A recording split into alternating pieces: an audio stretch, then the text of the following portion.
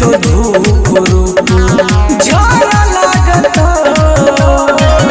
लागे जे तो धूप रूप झारा लागत जब डोरी में पानी आरा लागत 76 गो छोरा चढ़ा लागत जब डोरी में पानी आरा लागत 76 गो छोरा चढ़ा लागत जब डोरी में पानी आरा लागत 76 गो छोरा चढ़ा लागत।